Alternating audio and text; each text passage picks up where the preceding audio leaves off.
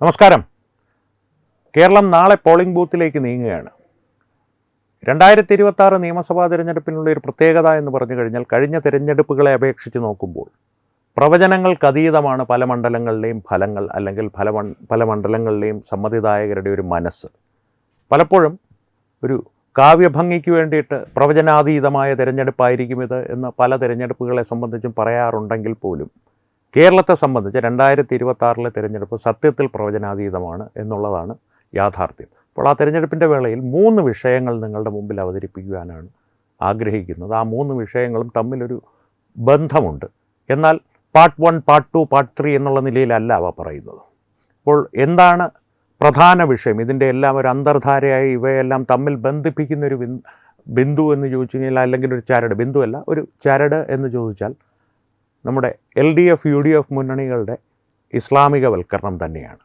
അപ്പോൾ അത് തുടരെ നാം ചർച്ച ചെയ്തിട്ടുള്ളൊരു വിഷയമാണ്. പക്ഷേ തിരഞ്ഞെടുപ്പിനോട് അടുത്തുകൊണ്ടിരിക്കുന്ന വേളയിൽ, കേരളം പോളിംഗ് ബൂത്തിലേക്ക് നീങ്ങുന്ന വേളയിൽ ഈ വിഷയത്തിൻ്റെ പ്രാധാന്യമെന്നുള്ളത് എന്നത്തെക്കാളും അധികം തീക്ഷ്ണമായി തന്നെ ജനമനസ്സുകളിൽ നിലനിൽക്കേണ്ട ഒരു ആവശ്യകതയുണ്ട്. അതുകൊണ്ട് തന്നെയാണ് ഈ വിഷയം വീണ്ടും അവതരിപ്പിക്കുന്നത്. ആവർത്തന വിരസത ഉണ്ടാവാതിരിക്കുവാൻ ശ്രദ്ധിക്കാം. കാരണം പറയുന്ന കാര്യങ്ങൾ പലപ്പോഴും ഇതിൽ അന്തർലീനമായിരിക്കുന്ന ഒരു വസ്തുത ഒന്ന് തന്നെയാണ്. കാരണം ഇസ്ലാമികവൽക്കരണം, അതിൽ ഈ ഇസ്ലാമികവൽക്കരണം എങ്ങനെയാണ് ഈ മുന്നണികളിൽ നടക്കുന്നത്, അതിൻ്റെ ഒരു പല രീതിയിലുള്ള ചർച്ചകളും നാം ചെയ്തിട്ടുണ്ട്. ആദ്യം നമുക്ക് LDFനെ ഒന്ന് പരിശോധിക്കാം.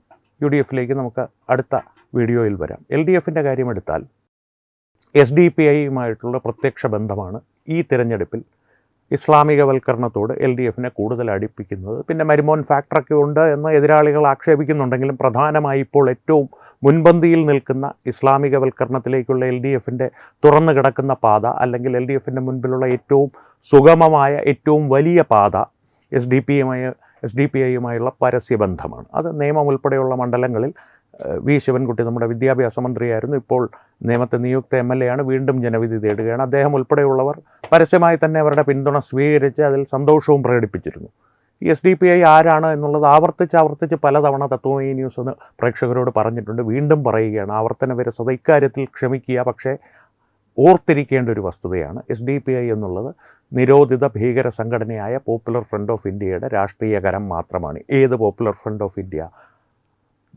ഭാരതത്തിലെ, പ്രത്യേകിച്ച് കേരളത്തിലെ ഹിന്ദുക്കളോടും ക്രിസ്ത്യാനികളോടും വീട്ടിൽ അരിയും മലരും കുന്തിരിക്കവും കരുതി വെച്ചുകൊള്ളൂ, നിങ്ങളുടെ കാലന്മാർ വരുന്നുണ്ട് എന്നുള്ള ഭീഷണി കേരളത്തിലെ വീഥികളിൽ ജാഥയായി നടന്ന് പരസ്യമായി വിളിച്ചു പറഞ്ഞ പോപ്പുലർ ഫ്രണ്ട് ഓഫ് ഇന്ത്യയുടെ രാഷ്ട്രീയ കരം മാത്രമാണ് SDPI.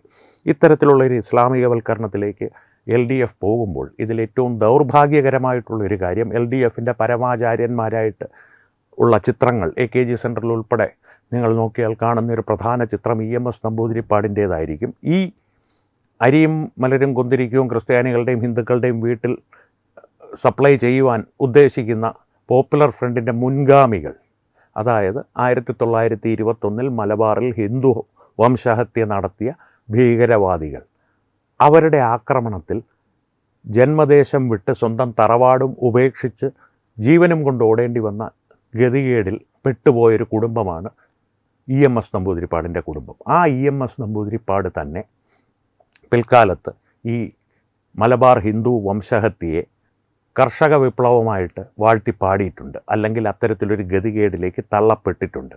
ഈ EMS എന്ന് പറയുന്ന വ്യക്തി രാഷ്ട്രീയ നേട്ടങ്ങൾക്ക് വേണ്ടിയിട്ട് ഒരു കാലത്ത് പച്ചയ്ക്ക് ശരിയാ നിയമത്തെ തള്ളിപ്പറഞ്ഞിട്ടുള്ള വ്യക്തിയാണെന്ന് ആലോചിക്കുക. അത്തരത്തിലൊരു ആർജവം തനിക്കുണ്ട് എന്ന പൊതുമണ്ഡലങ്ങളിൽ പ്രദർശിപ്പിച്ചൊരു വ്യക്തിയാണ് ഈ ഒരു ഹിന്ദു വംശഹത്യ. അതും അദ്ദേഹത്തിൻ്റെ കുടുംബം നേരിട്ട് അതിൻ്റെ യാതനകൾ അനുഭവിച്ച ഒരു ഹിന്ദു വംശഹത്യയെ, ഹിന്ദു സമൂഹത്തിന് നേരെയുള്ള ഒരു ഇസ്ലാമിക ആക്രമണത്തെ കർഷക വിപ്ലവമെന്ന് വാഴ്ത്തിപ്പാടിയത്. ശരിയെ തള്ളി പറഞ്ഞ അദ്ദേഹത്തിൻ്റെ ചരിത്രം നിങ്ങൾക്ക് പലർക്കും പുതിയ തലമുറയ്ക്ക് അറിയണമെന്നില്ല. 4 വിവാഹം കഴിക്കാമെന്നുള്ള ശരിയാ നിയമം, ഒരു മുസ്ലിം പുരുഷന് 4 വിവാഹം കഴിക്കാം എന്നുള്ള ശരിയാ നിയമം, അതിനെ അനുവദിക്കുന്ന ശരിയാ നിയമം തെറ്റാണെന്ന് അദ്ദേഹം പറഞ്ഞപ്പോൾ 1 കെട്ടും 2 കെട്ട് EMSൻ്റെ ഓളയം കെട്ടും എന്നുള്ള മുദ്രാവാക്യം വിളിച്ച് ഇസ്ലാമിക ഭീകരവാദികൾ മലബാറിൻ്റെയും കോഴിക്കോടിൻ്റെയും തെരുവുകളെ വിറപ്പിച്ചിരുന്നു. EMSനെതിരെയുള്ള മുദ്രാവാക്യം വിളിച്ച് അന്ന് അദ്ദേഹം അതിൽ നിന്ന് പിന്മാറിയിരുന്നില്ല. ഈ EMS തന്നെ പിൽക്കാലത്ത് ബാബറി മസ്ജിദ് പൊളിച്ചു കളഞ്ഞവിടെ അമ്പലം നിർമ്മിക്കണമെന്നും പറഞ്ഞിരുന്നു. പക്ഷേ ഇദ്ദേഹം പോലും രൂക്ഷമായ സമ്മർദ്ദത്തിൻ്റെ ഫലമായി അല്ലെങ്കിൽ രാഷ്ട്രീയ പ്രീണന നയം സ്വീകരിച്ചതിൻ്റെ ഫലമായി ഒരു കാലത്ത് ഈ അദ്ദേഹത്തിൻ്റെ കുടുംബം അനുഭവിച്ച ഒരു ഹിന്ദു വംശഹത്യയുടെ തീക്ഷ്ണത അല്ലെങ്കിൽ ആ ഭീഷണിയുടെ തീക്ഷ്ണത മറന്നുകൊണ്ട് ആ ഹിന്ദു വംശഹത്യയെ കർഷക വിപ്ലവമായി അല്ലെങ്കിൽ കാർഷിക വിപ്ലവമായി വാഴ്ത്തിപ്പാടിയിട്ടുണ്ട്, തെറ്റായി വാഴ്ത്തിപ്പാടിയിട്ടുണ്ട്. ആ ചരിത്ര അപനിർമ്മിതിയുടെ ഭാഗമായിട്ടാണ് മലബാറിൽ ഹിന്ദു കൂട്ടക്കൊലയ്ക്ക് നേതൃത്വം നൽകിയ വാരിയംകുന്നനെ പോലുള്ള ജിഹാദികൾ പിൽക്കാലത്ത് സ്വാതന്ത്ര്യ സമര സേനാനികളാണെന്ന് കേരളത്തിലുള്ള ചരിത്രകാരന്മാരും രാഷ്ട്രീയ നേതാക്കളും, അതും പ്രത്യേകിച്ച് ഇടത് രാഷ്ട്രീയ നേതാക്കൾ പിണറായി വിജയൻ ഉൾപ്പെടെയുള്ളവർ അവകാശപ്പെടുന്നതും അതിൻ്റെ ഏറ്റവും ഒരു ഗതികെട്ട അവസ്ഥ മലബാറിൽ ഞാൻ നേരിട്ട് കണ്ടിട്ടുണ്ട് കുറേ കാലങ്ങൾക്ക് മുൻപ് വരെ. കാരണം ഈ 1921 ജീവിച്ചിരുന്ന ഈ കൂട്ടക്കൊലയിൽ പങ്കെടുത്ത ചില മ്ലേച്ഛന്മാരുടെ ജീവിതം തുടർന്നുകൊണ്ടേയിരുന്നു. അവർ ഹിന്ദുക്കളുടെ സ്വത്തും സമ്പത്തും എല്ലാം കൊള്ളയടിച്ച് സമൃദ്ധമായി ജീവിക്കുന്നതിൻ്റെ ഇടയിൽ ഒരു കാലത്ത് സ്വാതന്ത്ര്യ സമര പെൻഷൻ പോലും അവർക്ക് ലഭിച്ചിരുന്നു. അത് കൊണ്ടുകൊടുത്തിരുന്ന ഒരു പോസ്റ്റ്മാനെ എനിക്ക് വ്യക്തമായിട്ടറിയാം. അദ്ദേഹത്തിൻ്റെ കുടുംബത്തെ പൂർണ്ണമായും, അതായത് അദ്ദേഹത്തിൻ്റെ മുത്തശ്ശിയെ ഒഴികെ മുത്തശ്ശിയുടെ അച്ഛനെയും അമ്മയും സഹോദരന്മാരെയും എല്ലാം ക്രൂരമായ രീതിയിൽ കൊന്ന് തൂവൂർ കിണറിൽ തള്ളിയ ജിഹാദികളുടെ ഒരു അംഗത്തിന് അല്ലെങ്കിൽ ജിഹാദി സംഘത്തിലെ ഒരു അംഗത്തിന് ഈ സ്വാതന്ത്ര്യ സമര പെൻഷൻ എന്ന മണി ഓർഡർ കൊണ്ടു കൊടുക്കേണ്ട ഗതികേടിൽ ജോലി ചെയ്ത് ജീവിച്ചിരുന്ന ഒരു പോസ്റ്റ്മാനെ എനിക്ക് വ്യക്തിപരമായിട്ടറിയാം. ആ പോസ്റ്റ്മാനെ സംബന്ധിച്ചുള്ള വിവരങ്ങൾ പിൽക്കാലത്ത് പല പുസ്തകങ്ങളിലും എഴുതിയിട്ടുണ്ട്, അദ്ദേഹത്തിൻ്റെ പേരുൾപ്പെടെ. ഞാനത് വീണ്ടും പറയുന്നില്ല, കാരണം അദ്ദേഹത്തിൻ്റെ കുടുംബത്തെ സംബന്ധിച്ച് അത് ഉണങ്ങാത്തൊരു മുറിവാണെന്ന്. പലപ്പോഴും അദ്ദേഹം അതിനെക്കുറിച്ച് ചർച്ച ചെയ്യുവാൻ പോലും ഇപ്പോൾ ഇഷ്ടപ്പെടുന്നില്ല എന്നുള്ളതാണ് വസ്തുത. കാരണം അത്രയ്ക്കുള്ളൊരു മനം മടുപ്പ് അദ്ദേഹത്തിനുണ്ടായിട്ടുണ്ട്. എന്നാൽ അതുപോലെ തന്നെ മാനം കെട്ടൊരവസ്ഥയിലേക്ക്, അല്ലെങ്കിൽ ഇദ്ദേഹത്തിൻ്റെ മാനക്കേടെന്ന് പറയുന്നത് ഇദ്ദേഹം അനുഭവിക്കുന്ന ഒരു വേദന എന്ന് പറയുന്നത് നിവർത്തികേട് കൊണ്ട് അനുഭവിക്കുന്നതാണ്. എന്നാൽ രാഷ്ട്രീയ ലക്ഷ്യങ്ങൾക്ക് വേണ്ടിയിട്ട് സ്വന്തം കുടുംബം നേരിട്ടൊരു അപമാനത്തെ അല്ലെങ്കിൽ ഒരു ജീവഭയത്തെ മുഴുവനായി മറന്ന് ആ ജീവഭയം ആരുണ്ടാക്കിയോ അവരെ വാഴ്ത്തിപ്പാടേണ്ട ഒരു ഗതികേടിൽ വന്ന EMSൻ്റെയും അദ്ദേഹം നയിച്ച കമ്മ്യൂണിസ്റ്റ് പാർട്ടിയുടെയും ഒരു അവസ്ഥയൊന്ന് നിങ്ങൾ ആലോചിച്ച് നോക്കൂ.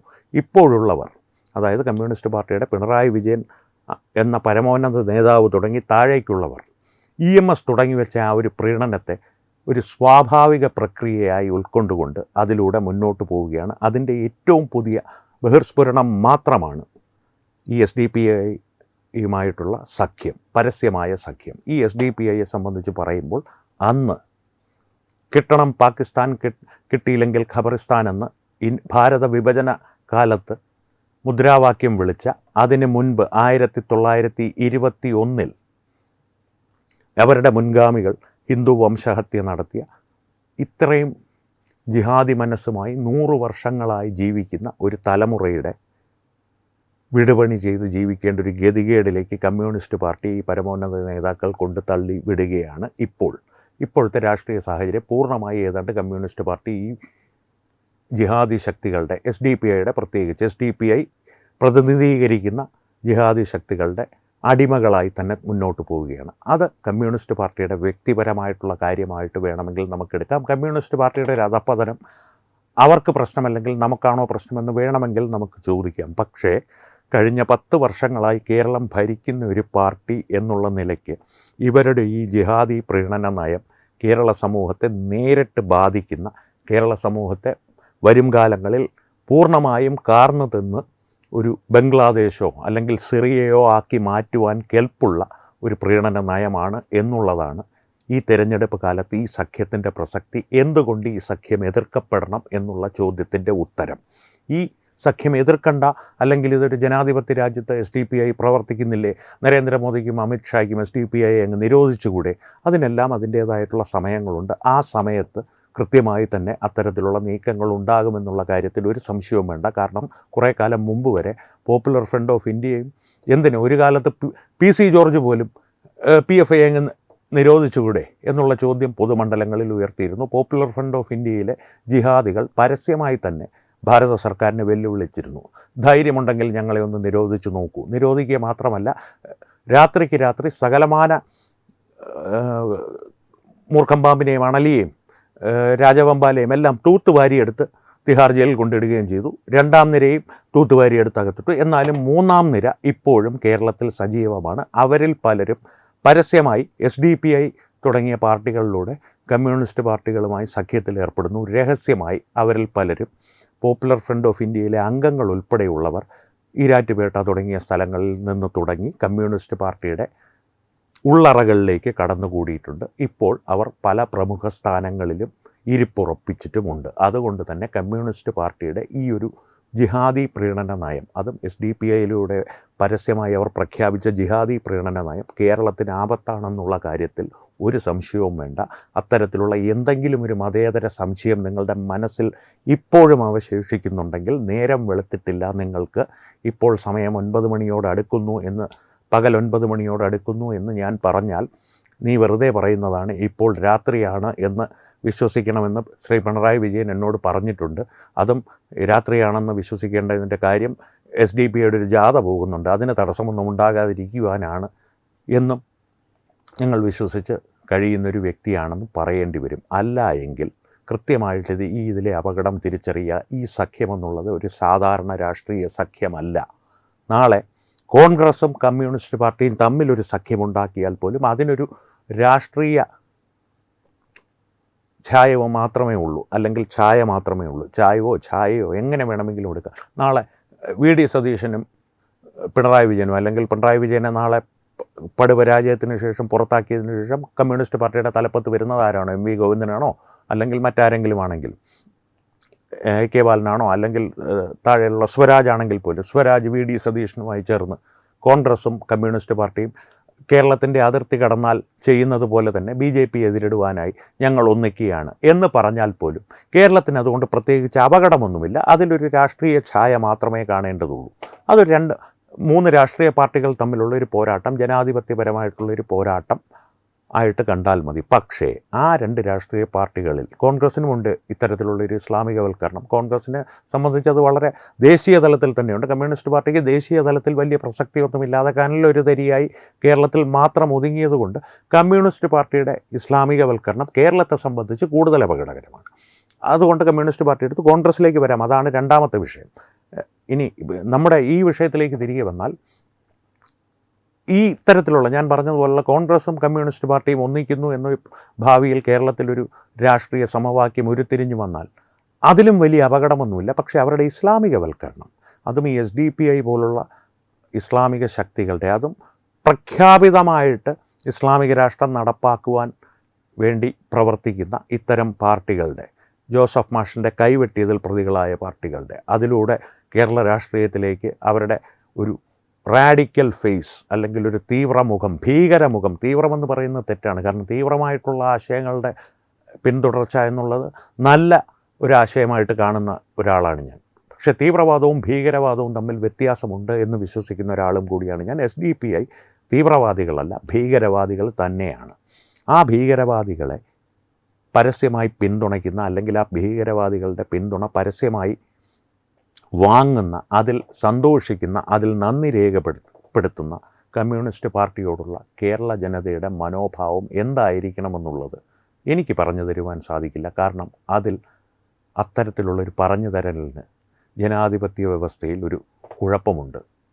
കാരണം ഞാൻ എന്ത് ചെയ്യണമെന്ന് നിങ്ങളല്ല തീരുമാനിക്കേണ്ടത്, നിങ്ങൾ എന്ത് ചെയ്യണമെന്ന് ഞാനല്ല തീരുമാനിക്കേണ്ടത്. അത്തരത്തിലുള്ളൊരു സ്വാതന്ത്ര്യം ഭാവിയിലും നിലനിൽക്കണമെങ്കിൽ ഒരു ഇസ്ലാമിക രാജ്യത്ത് നിങ്ങൾക്ക് അത്തരമൊരു സ്വാതന്ത്ര്യം ലഭിക്കില്ല.